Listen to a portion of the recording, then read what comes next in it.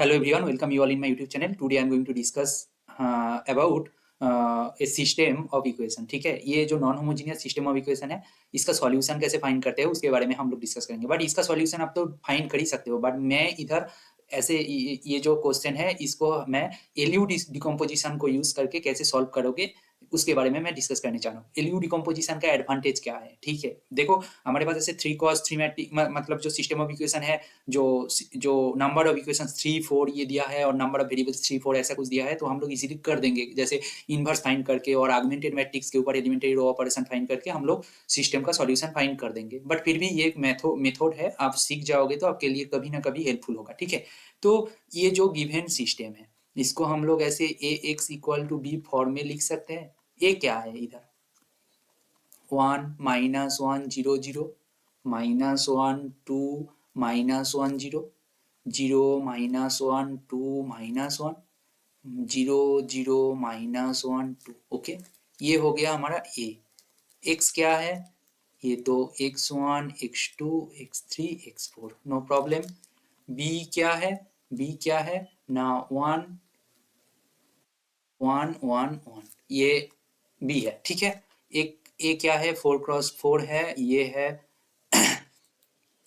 4x1 है और ये 4x1 है. ओके, नाउ हम लोग ये सिस्टम को कैसे सॉल्व करेंगे? एलयू डिकम्पोजिशन यूज करके. तो ए इक्वल टू एलयू फॉर्म में लिखेंगे. ठीक है, तो ए के ऊपर एलिमेंट्री ऑपरेशन लगाएंगे. 2 1 1 करोगे तो क्या आ जाएगा ना? 1 -1 0 0, ये आएगा 0 1 -1 0 0 -1 2 -1 0 0 -1 2. इसके ऊपर फिर से ऑपरेशन लगाओगे तो क्या होगा ना? 1 -1 0 0 0 1 -1 0 0 0 1 -1 0 0 -1 2. इसके ऊपर ऑपरेशन यूज करोगे क्या होगा? R4 3 1. ये नोटेशन का मीनिंग मैं पहले जो एलयू डिकम्पोजिशन फाइंड करने की तरीका में प्रोसीड्यूर बताया था उधर मैं डिटेल्स में एक्सप्लेन कर चुका हूँ. ठीक है, 0 0 0 1. ओके, ये क्या हो गया? ये आपका ट्रायंगुलर मैट्रिक्स बन गया. ठीक है, तो एल कैसे फाइंड करते हैं? हम लोग ऐसे बोल दिया था कि डायगोनल में 1 1 1 1 लिख देंगे.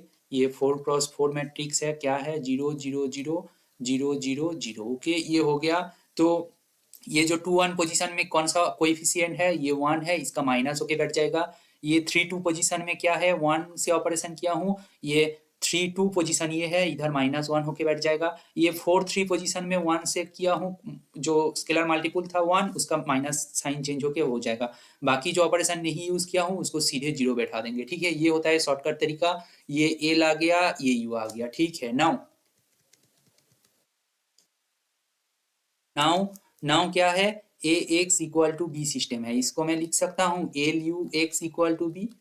क्या है? A equal to L U. Right, A के जगह एल यू पुट कर दिया हूँ, कोई प्रॉब्लम नहीं है. नाउ नाउ यू एक्स को सी मान लेते हैं. ठीक है, से तो ये सिस्टम कन्वर्ट होके क्या हो जाएगा? L C equal to B, ये सिस्टम आ जाएगा. राइट, आ गया.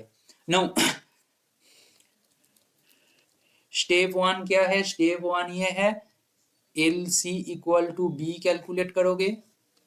स्टेप 2 क्या है ना? X equal to C find करोगे. यहाँ से आएगा सी इक्वल टू कितना है? सी का वैल्यू यहाँ पे पुट कर दोगे तो एक्स इक्वल टू क्या होगा वो आ जाएगा. ठीक है, ये होता है तरीका. ये था स्टेप 1, ये था स्टेप 2. ओके, तो एलयू डिकम्पोजिशन को यूज करके for a non homogeneous system कैसे सॉल्यूशन फाइंड करते हैं उसका एक प्रोसीड्योर के बारे में मैं डिस्कस करने जा रहा हूँ. ओके, ठीक है. नाउ नाउ स्टेप 1 क्या है? L C equal to B find करोगे. सी को मैं मान लेता हूँ C1 C2 C3 C4. Okay, ये बस एक आर्बिटरी वेरिएबल्स है, मैं मान लिया. एल सी इक्वल टू क्या होगा?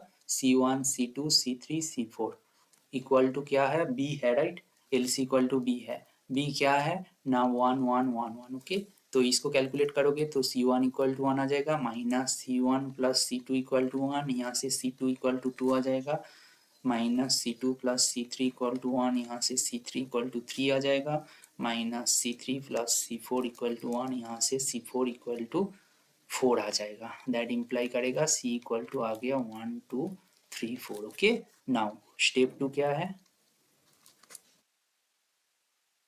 ये स्टेप 1 था। स्टेप 2 क्या है ना, यू एक्स इक्वल टू सी को सॉल्व करोगे।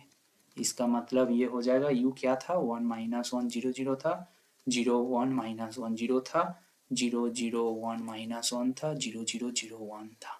इसको x1 x2 x3 x4, ये जो मेथड था क्या मतलब फॉरवर्ड सब्स्टिट्यूशन बोलते हैं, और ये जो मैं अभी करने जा रहा हूँ इसको बैकवर्ड सब्स्टिट्यूशन बोल देंगे, क्योंकि x4 इक्वल टू 4 आएगा, x4 minus X sorry x3 minus x4 equal to 3, यहाँ से x3 आएगा 7, ठीक है ये आ गया। Now x2 minus x3 equal to 2 से x2 आ जाएगा 9, x1 minus x2 equal to 1 से x1 आ जाएगा 10, ठीक है। तो